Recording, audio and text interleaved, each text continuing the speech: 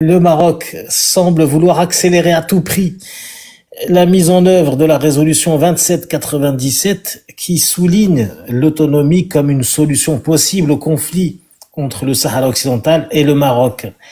Pourquoi ne manifeste-t-il pas autant d'empressement pour la résolution 380 adoptée par le Conseil de sécurité de l'ONU en 1975 qui stipule très clairement que le Maroc doit se retirer des zones occupées du Sahara occidental?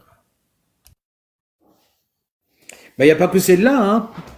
Il n'y a pas que celle-là, bien sûr. Il demande, et c'est une résolution qui date depuis le 6 novembre 1975, hein, si mes souvenirs sont bons. Donc c'est quasiment dans la folie de la marche verte qui a été considérée comme, par une résolution encore, comme une marche illégale aux yeux du droit international.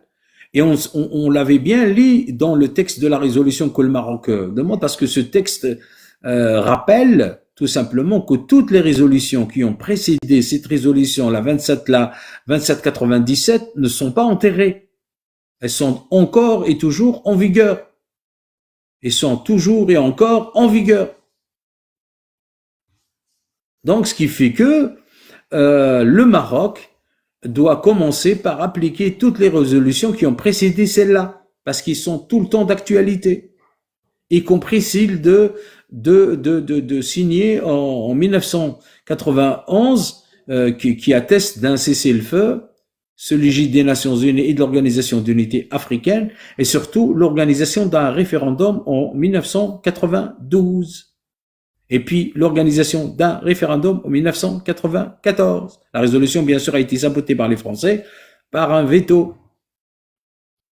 Et on peut citer énormément de résolutions.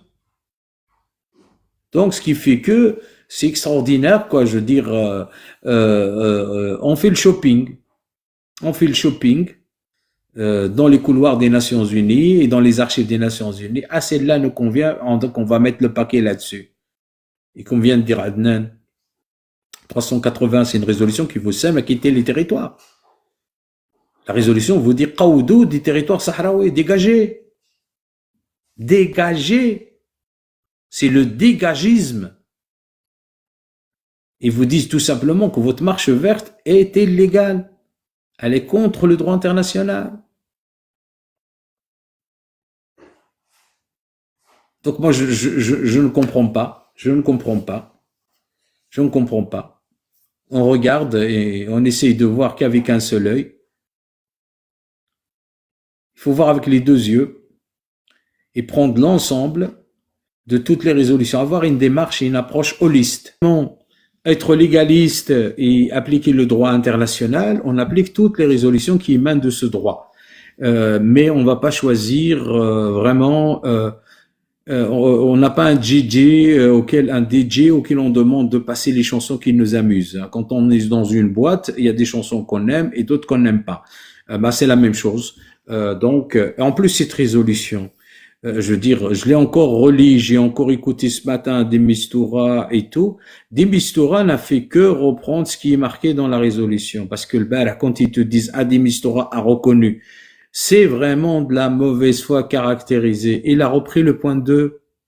J'avais la résolution et j'ai écouté des Mistura, phrase par phrase, c'est le point 2.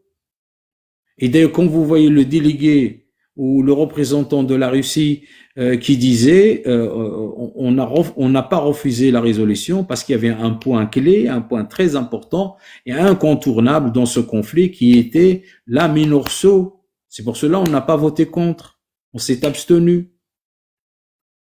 La colonne vertébrale de cette résolution que les Ayesh ne veulent pas voir, c'est la prorogation de la mission de la MINURSO. Le référendum est là. Le référendum est là, est là, est là. Et le plan d'autonomie, ça pourrait être, perhaps, maybe, ça pourrait être, c'est pas la condition sine qua non, ça pourrait être dans le cadre de l'autodétermination. Et quand vous retournez vraiment vers la résolution 1514 de 1960, octobre 1960, Et vous allez voir la signification de l'autodétermination, c'est quoi? C'est l'intégration, c'est l'autonomie ou l'indépendance. 3 éléments. Donc c'est au Sahraoui de choisir par la voie du référendum. Soit يبقاو مغاربة, soit avoir donc une autonomie au sein de la souveraineté marocaine, soit ils vous disent ciao, ciao, bye bye, goodbye. C'est à eux de décider par la voie d'un référendum, puisque la Minurso est toujours là et pour sa fonction, c'est celle-là. Bien sûr, c'est devoir d'observer si le cessez-le-feu a été respecté, mais ils ont fait un rapport au moment de l'Gergeret que le Maroc avait violé le cessez-le-feu.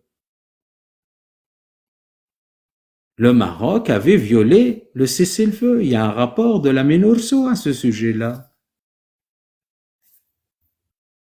Donc, franchement, je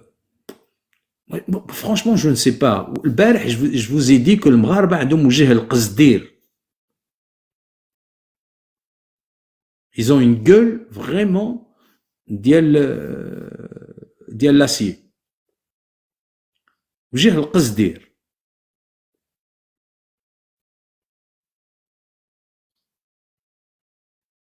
Donc, voilà, Adnan. J'ai lu, pour finir sur cette question, dans certaines presses françaises, enfin, quelques presses qui disent la vérité, comme Révolution Permanente, bon, leurs médias, je ne sais pas si vous avez lu l'article, il y a eu quelques articles. Je ne l'ai pas lu dans l'entièreté, mais... Et c'était vraiment très intéressant. Il y a même une vidéo qui accompagnait un article et qui ont dit la vérité. Ils ont dit bon, on comprend pas trop la liesse, la joie du Barzen, du régime marocain, parce qu'il y a rien du tout en fait.